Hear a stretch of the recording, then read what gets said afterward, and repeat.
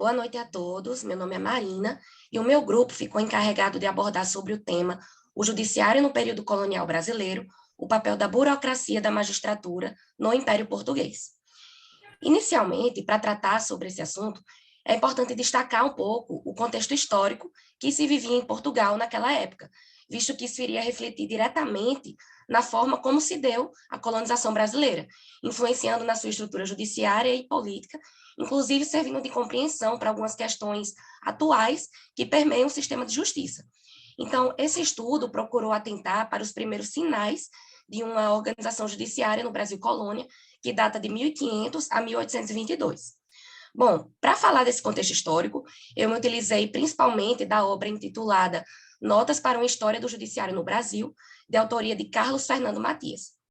Bom, Portugal, naquela época, possuía um grande aparato para navegação, e isso possibilitou um certo êxito no período que ficou conhecido como expansão marítima, do descobrimento e conquista por novas terras. E aí, com a chegada dos portugueses às terras brasileiras, iniciou-se o interesse da coroa portuguesa pela exploração das terras, no intuito de se aproveitar dela tudo que fosse trazer mais riqueza para Portugal. Como é de se presumir, durante aquela época, o poder e a administração da justiça emanavam majoritariamente do rei, que, por meio dos diplomas legais disponíveis naquele tempo, delegava o controle das colônias portuguesas a alguma autoridade. Foi nesse contexto que o rei de Portugal iniciou a colonização e enviou uma pessoa de sua escolha para o Brasil para iniciar um engenho de cana-de-açúcar e, consequentemente, prosseguir também com a expansão comercial portuguesa. Essa pessoa foi Martim Afonso de Souza. Então, ele foi a primeira pessoa com um efetivo poder judicante a pisar em solo brasileiro.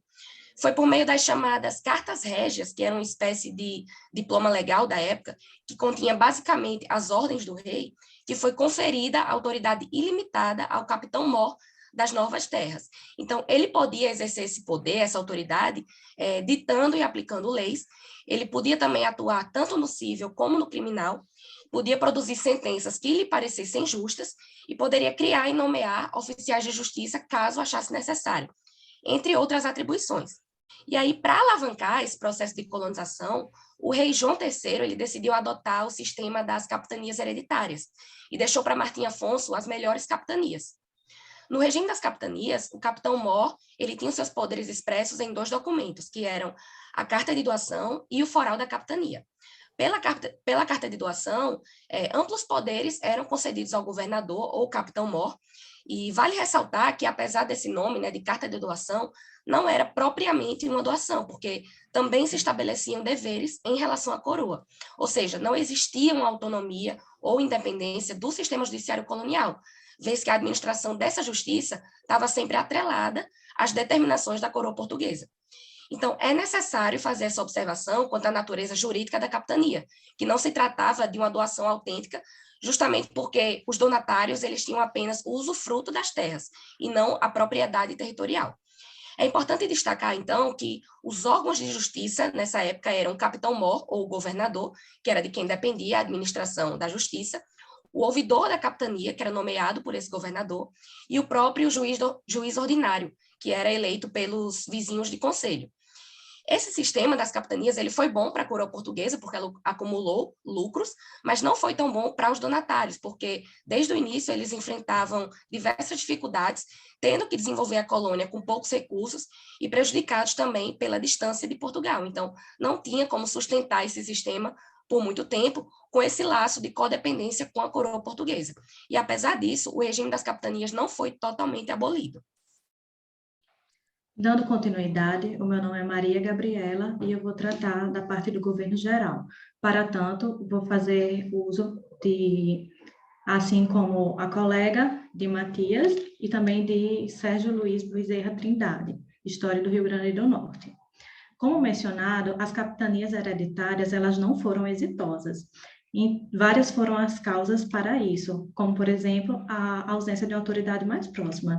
Isso fez, então, com que o rei de Portugal, Dom João III, percebesse a necessidade de centralizar e restabelecer para reforçar a colonização no Brasil.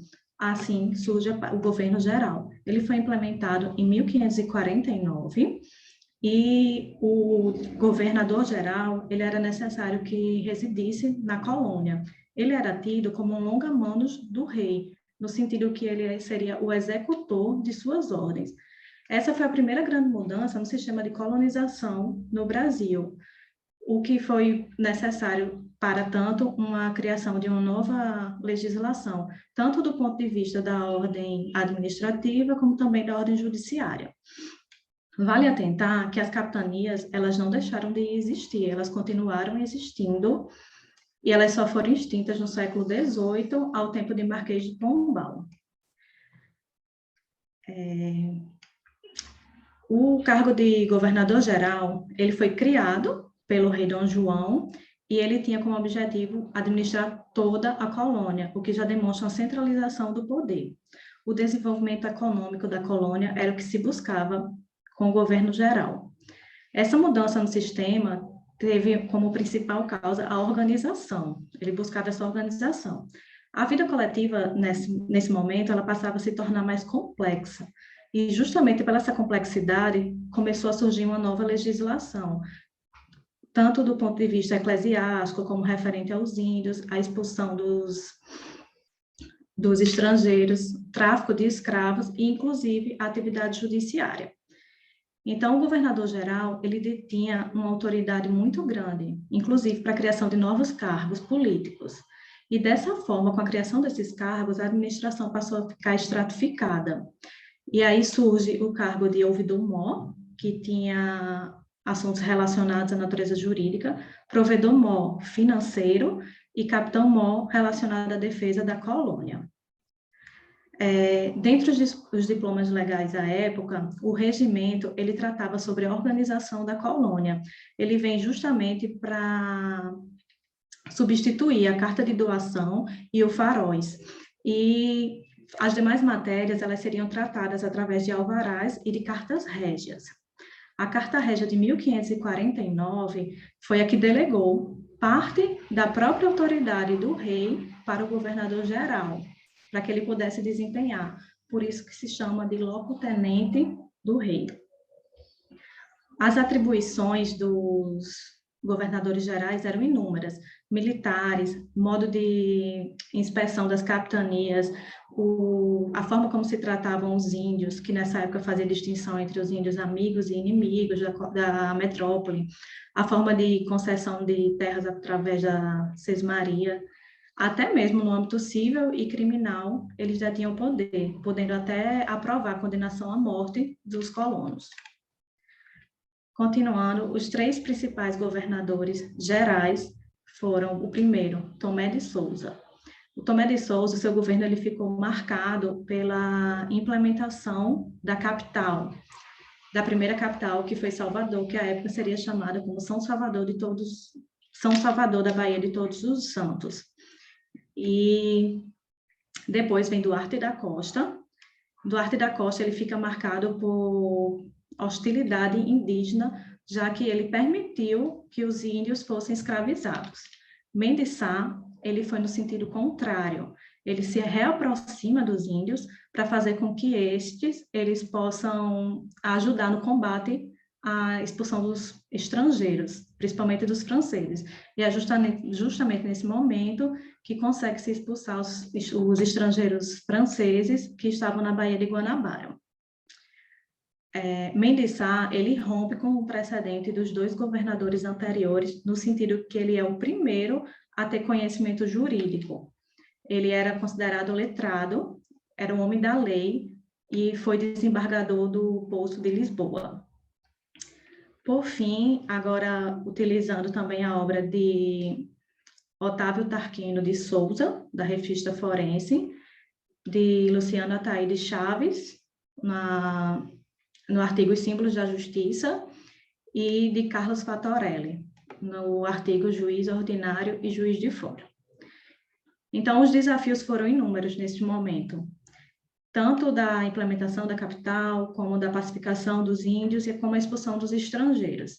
Para tanto, tudo isso foi necessário para que houvesse uma consolidação do domínio português nas nossas terras. A organização do judiciário, nesse momento, ele em muito repetia a da metrópole. onde havia o rei, que era o magistrado supremo. Todos os poderes do Estado ele detinha. E aqui passou a existir a jurisdição primária, que era exercida pelos juízes ordinários. Estes eram eleitos anualmente pelo povo e pela Câmara, e eles precisavam residir na comarca em que estava a sua jurisdição. Eram identificados através do uso de uma vara vermelha. Havia também o juiz de fora. Era uma autoridade maior, letrada, e eram nomeados pelo rei. Aí eles faziam uso da vara branca para sua identificação. Havia ainda também os juízes de órfãos, que sua jurisdição era quanto aos assuntos de pessoas e bens dos órfãos, bem como a licença para casar. E, por fim, o uso das varas, elas eram obrigatórias, não eram mero adorno. Elas eram previstas na ordenação filipina e seria um sinal da jurisdição deles. Olá, meu nome é Karine, e dando continuidade aos eventos históricos que moldaram o início do judiciário brasileiro, vou falar sobre o Tribunal de Relação da Bahia e a Reforma Filipina. A época da efetiva instauração do primeiro Tribunal de Relação aqui no Brasil é uma consequência das mudanças ocorridas em Portugal. Havia uma crise de sucessão para o trono português, cuja questão dinástica resultou em uma união entre as monarquias de Portugal e Espanha. Foi então formalizado o domínio espanhol sobre Portugal e suas colônias em abril de 1581. Então, foi instaurado o reinado de Filipe II da Espanha e o que se chamaria de dinastia filipina, mas mantidas a administração, os costumes e lei de cada um dos reinos. Após estabelecer-se no poder, havia uma preocupação para se retomar o controle sobre as colônias portuguesas, principalmente o Brasil, já que se via desorganizado no sistema administrativo confuso e descentralizado, com o regime de capitanias hereditárias e o governo geral. Assim, para se retomar tal controle e fiscalizar melhor as colônias portuguesas, das quais Portugal se tornou dependente, para manter o poder e a concorrência no comércio internacional, ele estabeleceu uma série de reformas administrativas. Em 1603, já seriam editadas as ordenações filipinas, tratando-se em seu primeiro livro, A Organização Judiciária. O Tribunal de Relação da Bahia, ele ocupava a segunda instância nessa organização judiciária, já que é um tribunal colegiado para apurar apelações. Em primeira instância, a título de conhecimento, havia os juízes singulares, especialmente os juízes de fora, como já foi mencionado, e em terceira instância, que era a instância superior, havia a Casa de Suplicação em Lisboa, que era incumbida de receber os agravos e apelações da relação do Porto e que tinha jurisdição também sobre território ultramarino, das ilhas atlânticas e do ultramar, além de juízos privativos e comissões cíveis e criminais. A Casa de Suplicação foi o modelo organizacional para a relação da Bahia. Acerca das particularidades funcionais do Tribunal de Relação, algo que já chama a atenção é que ele era presidido pelo governador-geral e composto por 10 desembargadores que assumiam diversas funções, sendo eles um chanceler, que serviria também de juiz da chancelaria e das 3 ordens militares, 3 desembargadores de agravos e apelações, um ouvidor-geral das causas cíveis e do crime, um juiz dos feitos da coroa, fazenda e fisco, um procurador da fazenda, coroa e fisco, e um provedor dos defuntos e resíduos, e mais 2 desembargadores extravagantes, além de outros oficiais. Nota-se que tais magistrados possuíam muitas responsabilidades, além de assumir funções extrajudiciais. E ainda, eles não poderiam ser considerados juízes independentes, devido à constante influência direta que a coroa tinha sobre os rumos do julgamento na figura do governador-geral. A administração judicial, portanto, terminou por ser uma ferramenta para a ampliação do poder real, forjando-se um aliado competente e eficaz para tanto, tendo nos magistrados essa figura central. O Tribunal de Relação da Bahia, assim, sofreu muitas críticas durante seu funcionamento, que culminou na suspensão do Tribunal de Apelação do Brasil em 1626, devido a uma série de fatores, mas especialmente devido à invasão holandesa à costa brasileira, o seu alto custo de operação e o fato de que não alcançou os fins para os quais foi criado.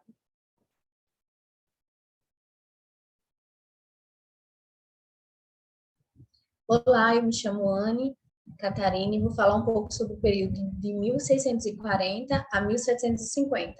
Como já relatado pela colega anterior, inúmeros foram os fatores ocorridos entre os anos de 1624 e 1625 que acabaram contribuindo para a suspensão do funcionamento do Tribunal de Apelação no Brasil, que era o chamado Relação da Bahia.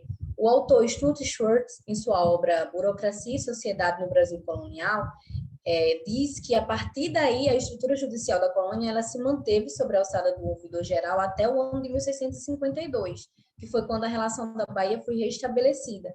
E uma série de pontos contribuiu para essa retomada, tal como o crescimento e a diversificação da economia, que criavam novas demandas para o sistema administrativo e judicial e teriam corroborado as sucessivas petições encaminhadas pela Câmara de Salvador ao Conselho Ultramarino em Lisboa, com as queixas sobre as despesas necessárias para a interposição de recursos nos tribunais da Corte.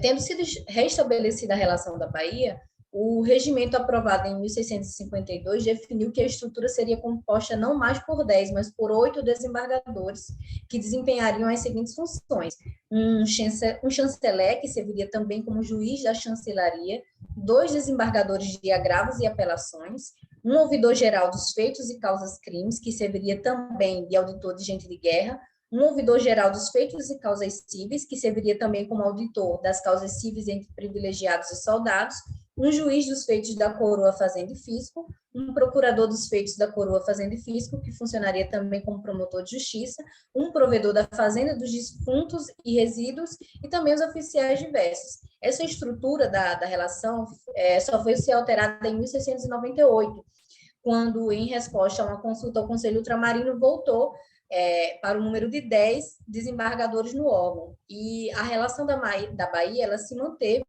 como um único tribunal superior da colônia do Brasil até o ano de 1751. Como já foi citado, a partir de 1621, a colônia ficou dividida entre 2 estados, o do Maranhão e o do Brasil. Em relação ao estado do Maranhão, não houveram novas ordenações, apenas a reprodução de dispositivos contidos no regime do ouvidor-geral do Brasil, ou seja, apenas a replicação dos ordenamentos que já existiam. O referido estado ele só recebeu novas ordenações a partir de 1675, mas nada muito diferente do estado do Brasil.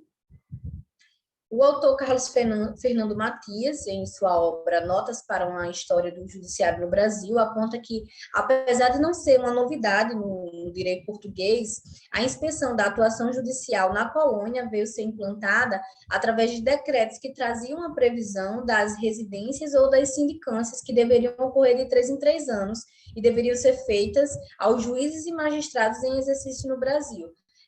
Essas sindicâncias tratavam-se de uma investigação que se mandava fazer sobre a atuação dos juízes ou dos magistrados quando eles estavam na iminência de serem transferidos, quando terminavam sua missão naquele determinado local ou ainda quando circunstâncias óbvias exigiam.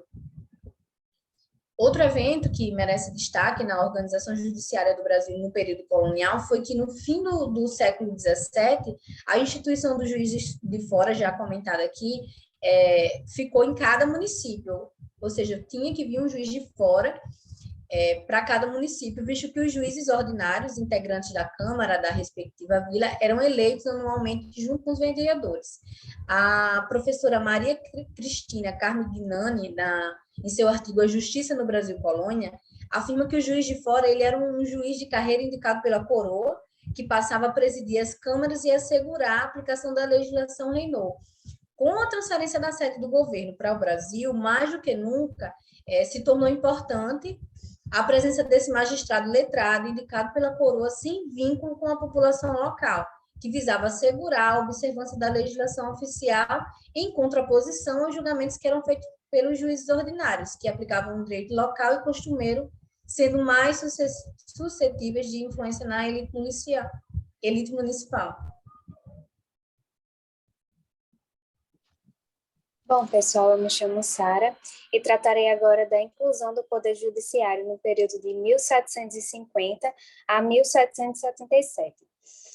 Utilizando como referencial teórico a Notas para uma História do Judiciário no Brasil, de Carlos Fernando Matias, foi durante esse período de administração pombal e transmigração da família real para o Brasil que a colônia passou por diversas mudanças, inclusive no que concerne à organização judiciária. Dentre essas mudanças, é possível destacar a edição da Lei da Boa Razão, pelo Marquês de Pombal, que, como o próprio nome já expressa, era fundada na Boa Razão. No mais, em apertada síntese, a mesma estabelecia regras de interpretação em caso de dúvidas na casa de suplicação, sendo tais esclarecimentos transformados em assentos que tinham força de lei e, assim, eram encaminhados aos chanceleres das respectivas casas de relação. No que concerne aos estilos, em caso de dúvida em sua aplicação, essa deveria ser levada pelo chanceler ao regedor, que era aquele que presidia a casa de suplicação, a fim de que fosse dada uma análise prévia à decisão do direito, antes dele chegar às partes envolvidas. Além de prever o cabimento de recursos em situação de dúvida sobre a interpretação das leis suscitadas nas relações subalternas para a casa de suplicação, que era para quem era dirigido tal recurso. Outra mudança bastante significativa foi a extinção das capitanias hereditárias, que diante do seu insucesso, por falta de recursos, abandono dos donatários, se mostrou impossível a colonização apenas com base no capital particular. No mais, no que se refere à própria organização judiciária, foi instituído o Tribunal da Relação do Rio de Janeiro, que tomou como modelo a Relação da Bahia, e sendo instituído em 1951 e em 1952 instalado definitivamente, com características praticamente muito similares ao Tribunal de Relação da Bahia, anteriormente demonstrado pela colega, e passando ele a ser composto por 8 desembargadores, né, sendo ele um chanceler, que servia também como juiz da chancelaria, 2 desembargadores dos agravos e apelações, um ouvidor-geral dos efeitos das causas crimes, um ouvidor-geral dos feitos das causas cíveis, um juiz dos feitos da coroa e fazenda, um procurador dos feitos da coroa e fazenda, que tinha a função de promotor de justiça, e um provedor das fazendas dos defuntos e resíduos. Houve também a criação das juntas de justiça e comércio, em que a primeira tinha competência para conhecer os crimes de deserção, desobediência, traição militar, de sedição ou rebelião e de resistência às autoridades. As juntas de justiça eram compostas por vários magistrados, já as juntas de comércio, elas tinham por escopo animar e proteger o comércio da época, recebendo seus membros a denominação de deputados. Essa organização ela perdurou aí por mais de 30 anos, após o fechamento de Pombal e a vinda da família real para o Brasil, né? E essa foi a nossa apresentação, seguem as referências e nós agradecemos a oportunidade.